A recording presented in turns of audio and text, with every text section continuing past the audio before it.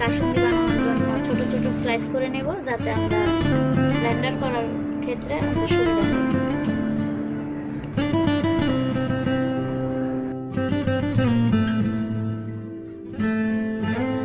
এখানে আমরা আমগুলো স্লাইস করে নিয়েছি।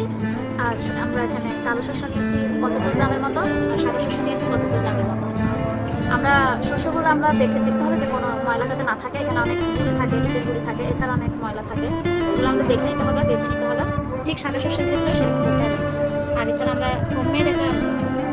হোমমেড যে মশলাটা বানাবো সেজন্য আমরা নিয়ে নিয়েছি গোলমরিচ, এখানে দেখতে পাচ্ছি মেথি, এখানে পাঁচফোড়ন নিয়েছি। এটা চাইলে আপনারা স্কিপও করতে পারেন, তবে মেথি পাঁচফোড়নটা দিলে ভালো হয়। এখানে আমরা তেজপাতা নিয়েছি, এখানে আমরা শুকনো মরিচ নিয়ে নিয়েছি। 5-6টা নিয়ে নিলে হবে, এটা আপনাদের উপর ডিপেন্ড করে ঝালের ক্ষেত্রে। আমরা নিয়েছি জিরা, আর আমরা নিয়েছি এখানে ধনিয়া। তো এগুলো নিলে আমাদের ঘরোয়া মশলাটা হয়ে যাবে।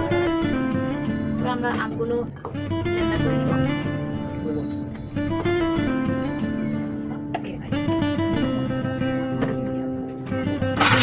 এবার আমরা শস্যগুলো ব্লেন্ডার করে নেব। ব্লেন্ডার করে নিলাম, আর কালো শস্য সাদা শস্যগুলো একসাথে ব্লেন্ডার করে নিলাম। আমরা এখন যে হোমমেড মশলাটা বানাবো সেটার জন্য আমরা এগুলা একটু গরম আছে শক্ত করে নিব। এখন এগুলো আমরা ব্লেন্ডার করে নেব। গরম আছে ভেজে নেওয়ার পর ব্লেন্ডার করে দেন শস্যের সাথে মিশিয়ে নেব। হোমমেড মশলাটা আমরা ব্লেন্ড করে নিয়েছি, এবার এটা আমরা পরিবেশন করে নিচ্ছি। এখন আমরা হোমমেড মশলাটা আমরা মিশিয়ে দিচ্ছি।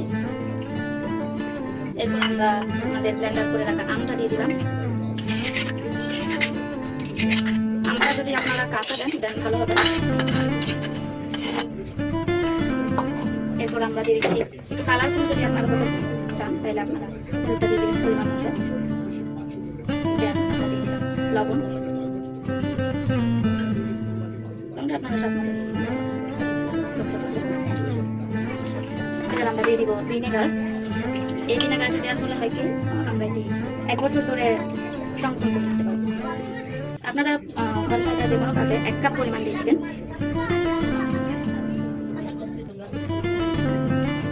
এরপর যদি কম হয় দেন আপনারা টেস্ট করে দিয়ে নেবেন। দেন আমরা এখন চিনি দিব।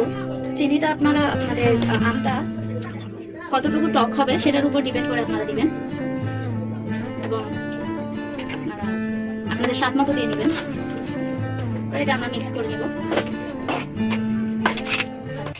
আমরা গরম পানিটা বসিয়ে নিলাম। এবার গরম পানিটা হয়ে গেলে আমরা কাসুন্দিটা বানিয়ে নিতে পারবো।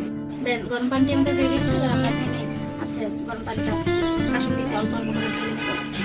এটা আমরা পরিমাণ মতো আস্তে আস্তে ঢেলে নিতে হবে।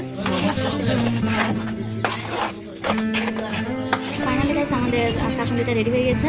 আমি সর্ষের তেল গরম করে কাসুন্দিতে ছড়িয়ে দিয়েছিলাম, সেটি ক্লিপটি আমি নিতে ভুলে গেছিলাম। তো আপনারা কি করবেন, সর্ষের তেল গরম করে উপরে ঢেলে দিলে হয়ে যাবে।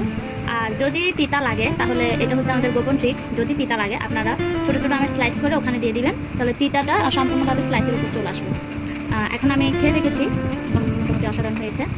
সো গাইজ ফলো করবেন, সাবস্ক্রাইব করবেন এবং বেল আইকনটি প্রেস করে রাখবেন, যাতে আমাদের সম্পূর্ণ ভিডিওটি আপনারা পেয়ে যাবেন। সো এটাই, আপনারা বাসায় ট্রাই করবেন।